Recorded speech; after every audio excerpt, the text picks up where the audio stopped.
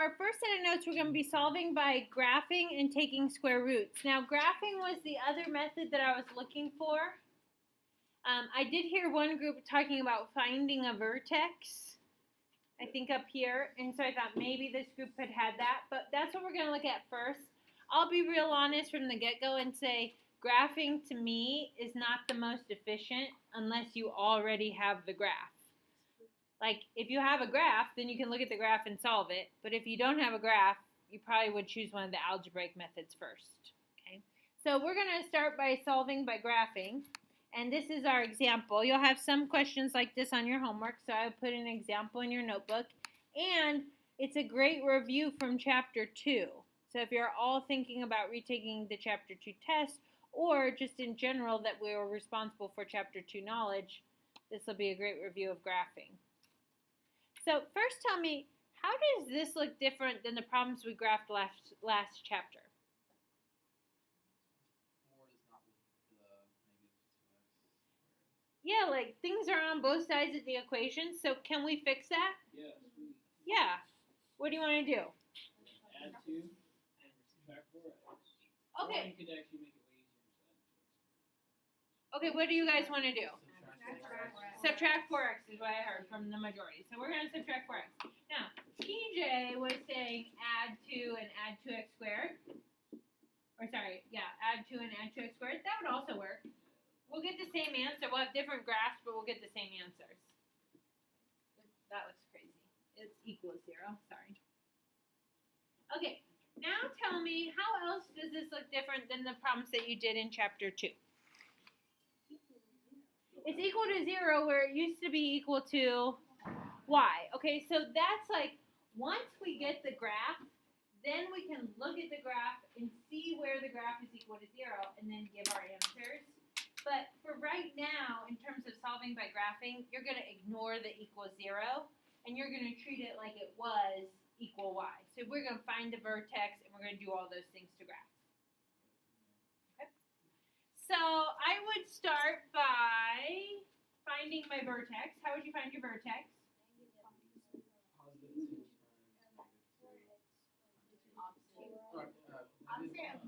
Opposite of b over 2a. This is in standard form.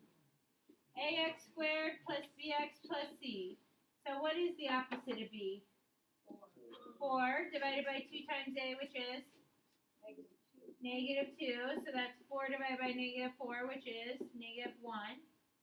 Once we have the x-coordinate of our vertex, plug it in to get y. So y equals -2 times -1 squared minus 4 times -1 minus 2. Now, we had talked about this a few times, so be really careful when you're evaluating here. If you're doing it in your head, you need to use the order of operations. So it would start with parentheses, but there's nothing to do with the -1 in parentheses. Then your exponent. So what is -1 squared? 1. Now multiplication. 1 times -2 is? -2. -4 times -1? Plus 4 minus 2. And what do we get there? 0. Okay. So on my graph, I can go left 1 and up or down 0 and plot a point right there. Now, to get the other part of my graph, remember we want a semi-accurate graph, so let's pick another point. If it's in standard form, I can use either A, which is -2, that means it's being reflected, so it's going to go down, and it's being stretched by 2, so instead of going down 1, I'm going to go down 2. Or I can use C, which is the y-intercept. So if my C is -2, then I have a y-intercept at -2 on the y-axis. So I'm going to use the y-intercept method. Notice that works for the down to right 1. It's the same point, right? It's getting me to my y-intercept. If I use A. And then I could use like the idea of the axis of symmetry. It's symmetric, so there's also a point at -2, -2. Just reflects. Okay. So good review of graphing. Yep. What number were we trying to solve for? So now so we've got a graph, right? Now we want to answer the question, because this is not really just a graphing thing, it's solve the equation. So when you graphed it, you had it equal to 0. So I want to know, if you see a picture of a graph, where is the graph equal to 0? This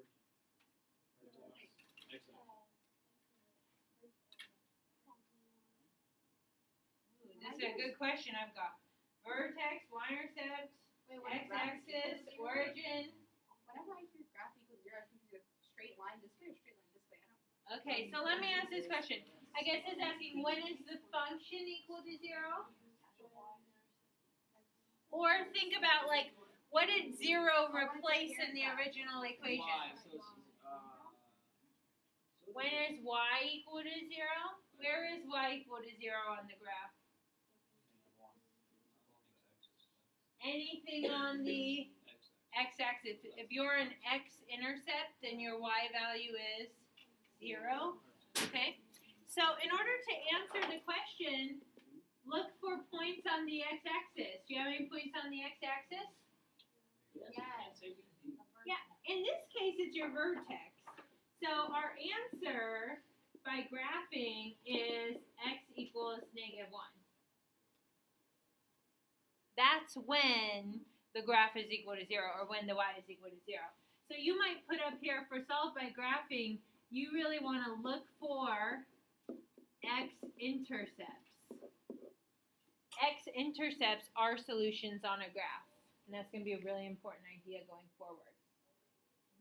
Now, it just so happened on this problem that the x-intercept was my vertex. Will that always be the case? No. So I'm going to move this graph up here a little bit, and I'm just going to sketch a couple other examples, okay, for you to look at. So I could have something like this.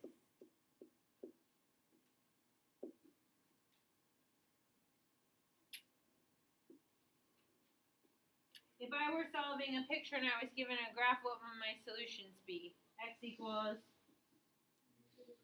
-3n and +4.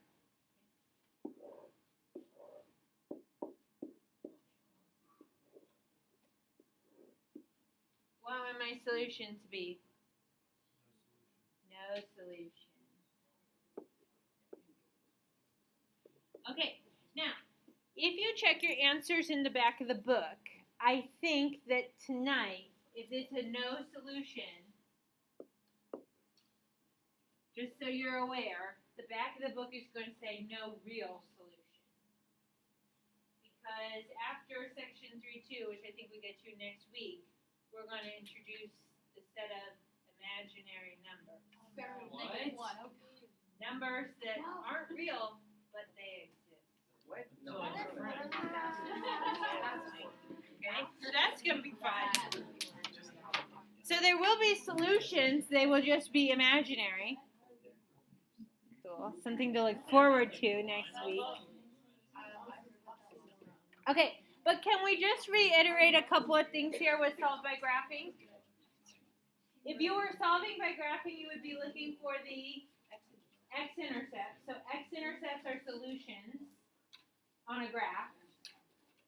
And I really, truly, the homework is going to ask you to solve by graphing, and I want you to do it because it's a good practice for reviewing graphing. But I generally will only solve by graphing if I already have a graph, or if I have a graphing calculator. Okay. Those would be my two options for solving by graphing. Now, the next one that I said we would talk about today is solving by taking square roots.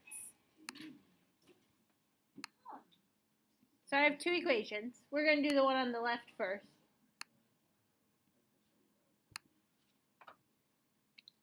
And you guys came up with, the book calls it solving by taking square roots. Remember, CR called it isolation. You might call it something else. Like, I generally just call it reverse PEMDAS. Like, I'm peeling away all the things that are happening to X. I'm moving those things to the other side to get X all by itself. Now, as we progress through the chapter, you'll need to be able to identify visually when equations can be solved by taking square roots, and then sometimes like when you have to use factoring. So notice in both of these equations, how many x's are there? There's one x in the equation, so or one kind of x in the equation. So that means I'm going to be able to get x all by itself eventually. So there's only one to solve for. In that second example in the warm-up, remember there was an x squared and an x.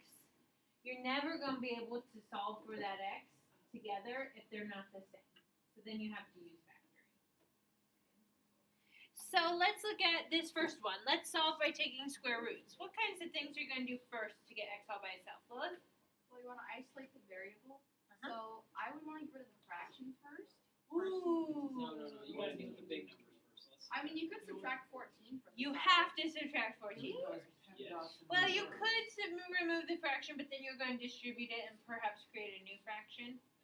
I don't know if I solved the problem correctly. I think I did. We'll see. You check your answer with ours. Yeah. Okay, so here's what I would say. If I'm solving by isolation or by taking square roots, I call it reverse order of operations. So like normally you add or subtract at the end. If you're solving, you should undo addition or subtraction first. Now, you can solve it by the reciprocal, but then you have to apply that to the 14.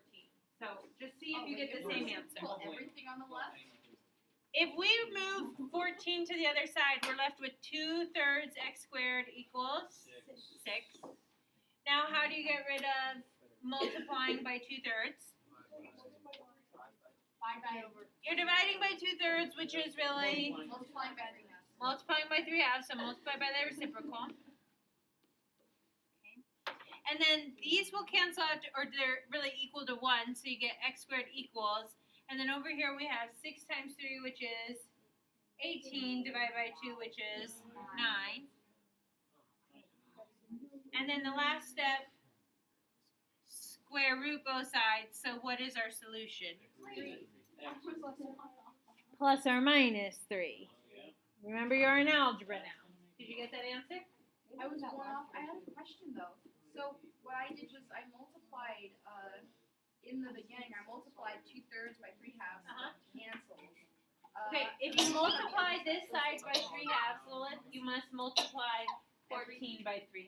Oh, I didn't know that. Okay. So that's what I'm talking about, like you would have to distribute. Okay, now, will you with your group work on solving the second equation? Heck yeah. Be very careful. There's a small pitfall in this problem. Don't fall in it. Pitfall. Add the 9. Oh, what did you do? Tightly pull.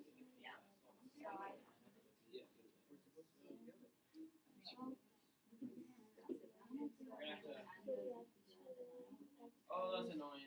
It's T close Tuesday. Oh, it does this. Okay, so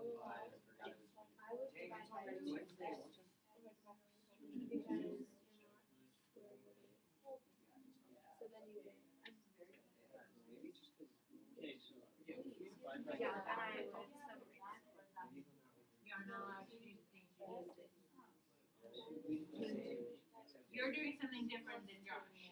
So maybe you guys should have a chat about like where you're going. So wait, I so we have the 2x. And if it's squared, it's going to be, okay, here you want to be really careful. X squared minus 4. Okay, x minus 4. Yes, I know. Because it's this equation. It also does not turn into x because that's what it is. Instead of distributing square, try to undo it. Right?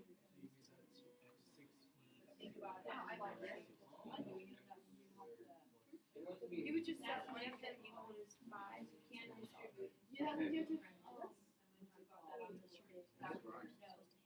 Here's what I was saying. Because these are the same. So you would just take one of them and turn it. So rather than doing backwards,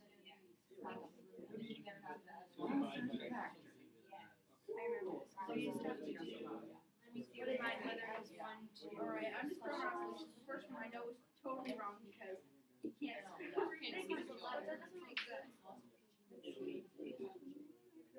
And then you're thinking of doing that compared with our word. I got it. So to like help you in the context of like solving Because equations, you have the x minus 4 rather than and like multiplying it all out, you and undo things add what happens 4. to the x. Rather than writing it as like x minus 4 times x minus 4 and multiplying by 2, which is way through it. I don't know. You're not giving me the options, Sarah. I'm gonna talk about that on the board. What? What do you get? Take a shot. I don't know, I'm gonna do it on the board. Take a shot. Okay. May I have your attention? Okay, first let us mark down this date in our calendars. September 19th, 2018. Ms. Conkey told you. Oh yeah, do write it in the calendar. Because I'm gonna ask you probably like in 1 week. What was that day? And then Quinn is gonna I'm look it gonna up. pop it out and be like, hey guys. September 19th, With them. 2018. X squared minus 4 is not equal to x squared minus 16. Is not equal to x squared plus 16. There is no property of distribution for a square over addition and subtraction. Now you can distribute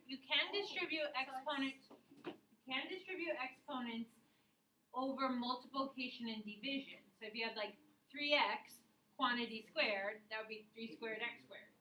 Or if you had 3 divided by x, you could do 3 squared over x squared. But there is no property that says this. What does it mean to do x minus 4 squared? I know. Isla? The square applies to literally everything inside the parentheses, so it's x minus 4 times x minus 4. It means take it times itself. Yeah. X minus 4 times x minus 4. That was what killed me. If you were, stop. If you were to FOIL this out, you would get x squared minus 4x minus 4x plus 16, which is x squared minus 8x plus 16. So notice there is a middle term. Okay, so the distribution does not work. Now, that's true for all binomials, a plus b, a minus b. If you square it, it is not a squared plus b. It is not a squared minus b. That is not a thing. He has stated that. September 19th, 2018. I'm just gonna remember that. True. Today is. Okay. Now, rather than actually multiply out that x minus 4 squared, you could do that and you'd get something like x squared minus 8x plus 16, but then you've just introduced a new kind of x, which is not going to be solvable by taking square roots. So reframe your method of thinking here. If you're trying to solve for x in this second problem with parentheses, what you want to do is move all the numbers that are around x. So follow the reverse order of operations. What will we move first? Undo addition or subtraction. You gotta add 9 to both sides. So that's 2 times x minus 4 quantity squared equals 10. After you undo addition or subtraction, undo multiplication or division. Is anything being multiplied or divided on the side with x? Divide by 2. Okay, so now we're at x minus 4 quantity squared equals 5. So we undid addition and subtraction, we undid multiplication and division. Now we're gonna undo exponents. So we want to undo the square. How do you undo the square? Square root it. Aren't we solving by taking square roots today? So we should take a square root, okay? So we're going to square root both sides. Now, on this side, all it's going to do is cancel out the square. The square root undoes the square. So we're left with x minus 4. I call that breaking into my parentheses. So now I'm inside the parentheses there. And what's that other side going to be? Disgusting. We would just leave it in its exact form, which is square root 5. What else will we put there? Because we took a square root. Plus or minus. Thank you, Charlie. Plus or minus the square root of 5. So remember, anytime you square root, add plus or minus when you square root. Okay, immediately after you square root, you got to add the plus or minus. Aiden? Yes, we always leave this one there. Well, if it was the square root of 4, I would put plus or minus 2. If it was the square root of 8, I would simplify my radical. Square root of 4 times the square root of 2 is 2 square root of 2. But I would leave it plus or minus 2 square root of 2. But yeah, you'll leave it. I do not want a decimal. Don't give it to me as a decimal, 2.1 or whatever. Don't want it. Want it exact. Okay. Now, have you gotten x all by itself? No. What's the last thing you need to do? Add 4. Excellent. Okay. So this is how we write our answer. X equals whatever you added or subtracted at the end, put it in the front, even if it's a negative. So this is going to be positive 4. And then put the plus or minus after it. So it's 4 plus or minus square root 5. How many answers are there? 2. Okay, remember that there's really 2 answers here. One is whatever 4 plus the square root of 5 is, and the other is whatever 4 minus the square root of 5 is. Now, if you are actually trying to graph that, and remember, what do the solutions look like on the graph?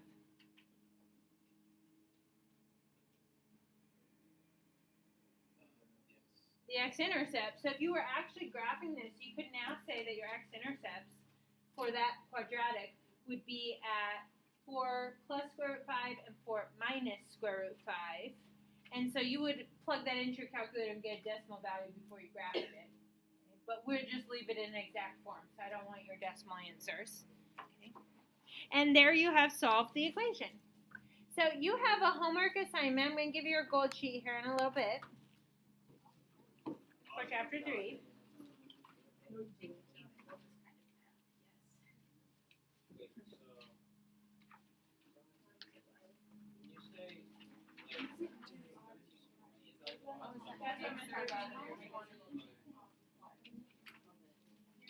We're selling them on sale for like $3 for a pack. Okay, now I have a couple of things where I've only got a minute left, so if I could just have your attention and no extra talking.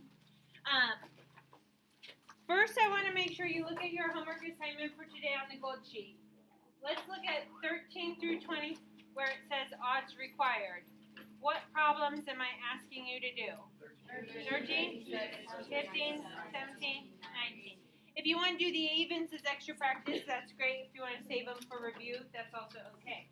Now, I've changed up the gold sheet. I didn't really like chapter 1 and 2. I kind of used that one in a hurry there.